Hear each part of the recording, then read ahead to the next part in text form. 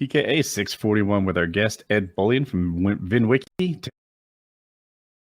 I'm not impressed by like the Panther tattoo. Like that's or the I don't know. To me, that like is symbolic of the look how tough I am. I don't know what that is, buddy. Panther tattoo. What does that look like? Like the cat, like a connection. You said tough motorcycle guys have Panther tattoos. Is where that's. I guess I'm going for the look at me, the affliction T-shirt, the Panther tattoo, the I don't know Mohawk or something. If I am cosplaying as a tough guy, that doesn't strike me as that tough. There you go. That he's got a Panther tattoo with tattoos on it. That's right. Like. Grrr, look how I think that's actually a girl, so it's a different vibe. But when a guy gets that tattoo on his fucking forearm, he's like, look how tough I am. Tattoo a cat. Probably good at hitting things. I don't like that. I'm more about the if you've got tassels on your handlebars, that shows a certain confidence that I'm concerned about. I was just joking around. I wouldn't put tassels. I really dislike red in a tattoo like that. I don't like that. I don't like the scratchy parts, but I kind of like the red in his face. What is your new tattoo? It's an avocado. I got matching tattoos with my wife. I think I can find it. Okay. It's a very cute and sweet one. Very. There's nothing tough about it. It's not trying to be tough. But we have like his and her avocado tattoos. I have the pit, which I guess is the male side. She has the female side where the pit was removed. And then you'll see. I don't know. I think that makes you the pregnant side. Yeah, that's a possibility. It's a dirty mirror at the tattoo place. It's a dirty mirror at the tattoo place. That is a dirty mirror. But it's at the tattoo place. We're not responsible for that mirror. Yeah. Or it could possibly be her shirt is styled like that because I don't see it everywhere. It definitely isn't. No, it's filthy mirror. Okay. It's a dirty but that's what my tattoo. I'm so tough. Oh yeah, and they're both tattoos, Ed? I don't. I'm a pretty obsessive guy. So if I did, you'd know from my neck, and so it would get out of hand. And so I've been kind of aware of that, despite the temptation, always to go out and do it. But if you had to pull the trigger, though, if you had to get one, you probably have one in mind, right? If I did one, it'd be a proper sleeve of, some interesting, I don't know, heaven to hell kind of thing. But it's, you'd go straight to a heaven hell themed sleeve. It is for the best you don't do this. Yeah, I think it's probably that's a big commitment. That's it. But yeah, so no, but the avocado was very cute, and I'm glad you got the pit. That's it. That was the right It's very sweet. And now Woody's getting addicted to it. He wants all sorts of fruits and veg all over him. Yeah.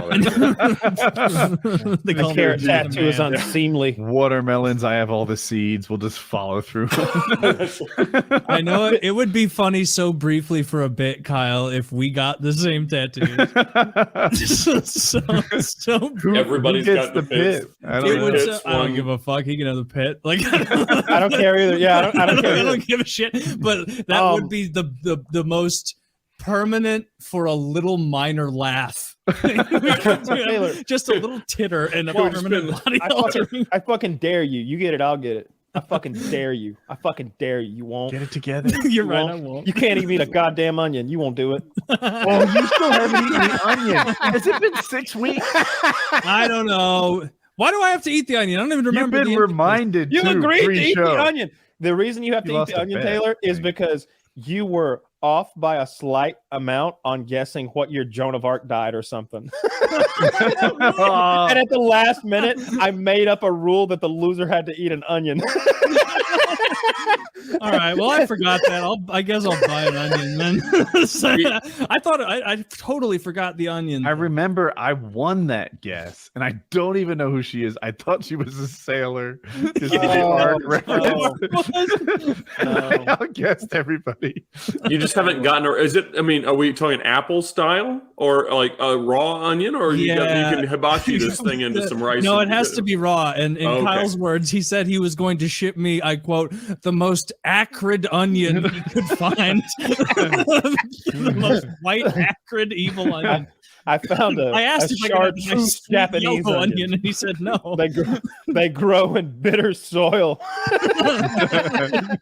Very sandy, bitter. In the swamplands of Fukushima, they grow these Japanese onions. I mean, clearly this shit isn't going away until I eat a fucking onion. So I guess sounds important. But I also recall it was not a whole onion. It was a hearty slice of an onion. You know, like a big chunk. I only said it because I hate onions so much. I feel like they ruin every food item. I despise that blows onions. my mind, dude. If I dice them up and melt them into a sauce, like they're amazing. Like if I want to make pasta sauce, but the onions melt after I'm done, like cooking them. Fried onions on a cheesesteak, not your thing. Fuck no, none of that. Like I don't want onions. Okay. Like onion rings, I'd be down with. Well, onions on a burger, add that sharpness. I actually do that on hot dogs. That's the only place where I do that. I guess I'm not. I guess I do have issue sometimes where I do eat raw onions. Yeah, like all I put on a hot dog is onions and mustard. Onions is such a weird thing to dislike. I feel like it's in everything. I know it's a problem, and I'm always asking them to take them off. One of the things about that, though, if you always want at least one thing taken off your food, you always make sure you get fresh food. That, or they take one that's prepared, open it, and pull the onions out. I've seen that done. I only worked at McDonald's for a week when I was 15, but I watched that happen, and I was like, bro, just make a new one. Like they're gonna see the indentions in the cheese. Oh my god, so gross. Like I like to believe that nothing bad's ever happened to my food, and I do appreciate that when you order DoorDash, they like tape everything up in sort of a tamper-proof kind of manner. But somebody's definitely done something bad to my food. I think that's way more likely than I've ever eaten a spider in my sleep. That's horse shit. There's no way I've ever once eaten a spider in my sleep, but somebody's definitely spit. That's make believe. Okay, well, I know that myth was started online probably or way back in the day, but someone like made a comment many years ago that I saw that like just convinced me the other direction. Because I just believed, like, yeah, you eat spiders sometimes at night. And someone commented and was like, yeah, spiders survived billions of years by crawling into warm predator mouths, you retard. And I was like, damn, that's salient. Like, yeah, you know how you sleep with your mouth open and then, like, mice and rats crawl in and drown? No, like, 'cause that's not how animals work, retard. Like, so I guess. And so I was made quite the fool that day when I read that. But it was one of those, do you ever do this? Where you like have an opinion on something and then you read something else just like this and you pivot instantly from obviously you eat spiders in your sleep, dumbass, to how foolish could you be to believe you eat spiders? Yeah, like and you immediately I feel like I need to make up for like the ignorance that I once spread in the world, having the wrong idea about something. Telling people about all spiders. the third graders that you told this was happening in there. All those ladies I misinformed or whatever about how sexually transmitted diseases work because of my ignorance. You know, that's not my fault. But now that I know the truth, I try to spread, knowledge and justice and the American way. Yeah. I'm a bit like Superman in that way. I'm not familiar with Superman. I don't think he spreads the American way, though, right? Remember when he stole all the nuclear weapons and like put them in a net and flew them into space? I don't remember. I haven't. Like he got them all, like every single one. Okay. And he had. I mean, like that part's not unbelievable. And he had them in like so powerful he can't be stopped. Well, at the time there was like 100,000 nuclear weapons, and but he put them in a big like fisherman's net in space, and he did that like spinny thing and threw them into the sun. And I hated that because like I wish that they'd shown like 30 more minutes of the movie when the Soviets invade Poland now because we don't have nukes. If we threw that many nukes into the sun, because the sun is so big, would there even be a perceptible blip after like at the area we threw it in, or would it just nothing would even happen? I don't think anything would happen. It's already a giant fusion reaction. It's a big nuclear radioactive. When you do put it that way, that's why he got eyelash cancer, is because it's already radioactive. Yeah, so I don't think it would be a solar flare noticeable for all of the. I mean, I don't think so. I'm retroactively making that question a joke. I saw a YouTube channel that like calculated. They were like, how many elephants you'd have to throw into the sun for it to be a problem or something like that. Oh my god, dude! Probably like. Or maybe with lions. I bet it's trillions. It was like how many lions would it take to beat the sun or something like that? Beat the sun? No, but no amount could win. Like they couldn't eat the core or whatever. Some amount could win, Taylor, right? Eventually, enough lions bite the sun that they a quadrillion trillion lions. Zach says. This is one of those things that doesn't make sense to me. But no, they can't eat bits of the sun. No. A little at a time. Well, maybe very small bites. Yeah, the heat of the sun can only burn so many lions. They attacked in the lions when they attacked at night. Every once in a while, 4chan's very fucking funny. Yeah, the internet is undefeated. Oh man. No, that is y'all were talking about the camping week or survival week or whatever. Was that done as a PKA project? Yeah. So how did the content do? Good. At the time, so we've done two of them, and they were both failures. Okay. The first one, it was when it was myself, Woody, and Wings, that obese man who is supposedly going to do battle in London. And Wings backed out at the last minute, the day of, after having built it up for months. And then I drank river water while trying to retrieve a turtle I shot in a river and got severely poisoned by it on day one.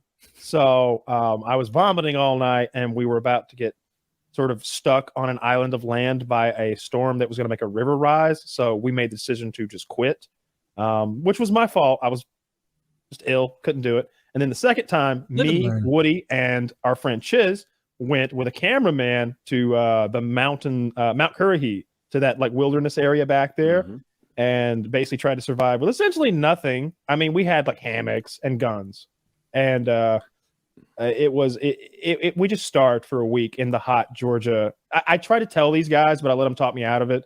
I was like, we should do it in like November when it's chilly, and because we can like build a fire and we can like, we warm up, but there's no getting rid of that Georgia swampy wet heat. And they're like, no, October is brisk. And I forgot that I was talking to a guy from Missouri and a guy from New Jersey, and it wasn't you. Chiz is from fucking California. He's got no idea. Yeah. So like, it just kind of, there were so many things being like planned that just like I didn't think about it anymore, and so we just sweated our balls off for a week, and bathing in a creek. Woody bathed in there was a beaver dam. And like right after it's where the beavers like shit and like play in their pool, and I'm like, I'm gonna go take a bath, and I'm in this quick running water upstream, but it's only this deep, so I have to do sort of like a prayer. I get on my knees in it and like throw it over myself, like anointing myself to get wet.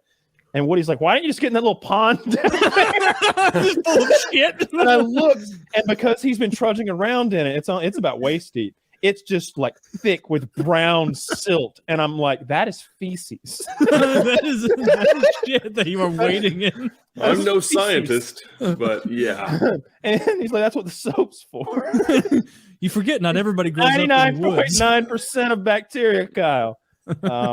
And it was just an atrocious experience. I would do something like that again. I at the time, we were so hyped on survival shows. That was like the thing on cable TV. There were so many different ones, and everybody was like, "Oh, I'd be good because I'd have this skill and that skill." And I think we all hyped ourselves up like that a couple times. And I mean, I grew up hunting and stuff. Like, I was shocked there were no wildlife. It was like God was like, "Run away, yeah, it'll suck for them. It'll be funny." It's not like your week, yeah. We camped next to that beaver shit pile, but like that was part of a creek system that I had scouted out, and I had looked in it, and I had seen a big catfish in this creek, like this big, and I was thinking like, oh my god, if he lives in this creek, there's an ecosystem that he's part of that's full of medium, small, and large things like that. That's food. That says lots of food here. Never saw a fish. Woody got those 2 crawfish, and he was like, should we split them into like thirds? And we're just like, how about you eat 2 crawfish and we'll watch? How about you enjoy your crawdad bounty? And we'll sit here jealous. Like, does everyone know? Because I know we have a bunch of European listeners. Like, do you know what a crawdad is? Do they know what a crawdad is? It is the teeniest crustacean you can imagine. That is a clip from the trip. That What is that duck doing? That's a chicken that's still living. It's about to be tortured to death. So Okay. my father owns a poultry farm, and so I thought as part of his thing, as a backup plan in case we did not find any wild game, I'd bring Henrietta along, and she would be like something we could eat at some point. However, she quickly became like a mascot. Like Friend. we found that she was a domesticated animal essentially, so she would stay with the group very close. She would never like leave our campsite, and she would clear it of pests. She was eating all the bugs that were around. She was just always around, pecking up, chasing mosquitoes, and you could pet the chicken, and we were all friendly with it. But Woody was set on killing that chicken, and we all just sort of like allowed it to happen. And he said he was afraid he was going to hit my hand with the machete when he was delivering the killing blows, and that's why they were so inaccurate and choppy. But I just how bad you have to fuck up to hit a chicken in the shoulder blade when you're trying to behead it. And it was a funny thing to explain because like Kyle knows this. Like a chicken's neck is kind of like nothing. Right. Like you can take like that blade he had. You don't have to do a chop. He could have put it down almost like you were rolling through a carrot or something if you wanted, or just little. You could pick it up by the head and kill it. Like there's no need for a swing when you're decapitating a chicken. You can literally just. If he hit that chicken 5 times, he hit it 15. He beat that chicken. He beat that chicken like it owed him money. God damn it! He beat that chicken like an angry white police officer on a Saturday night. He went to town. You had blood all over your face, like you were just in a battle. Splattering on me, and then we boiled her, and she was horrific to eat. And we just threw her out, and I felt so awful. Now, just granted, that chicken was always going to die. They live short, unhappy lives. That it had a week or two of but dude, those few days in the woods, Henrietta was living the dream, eating mosquitoes, hanging out. I felt pretty bad about that.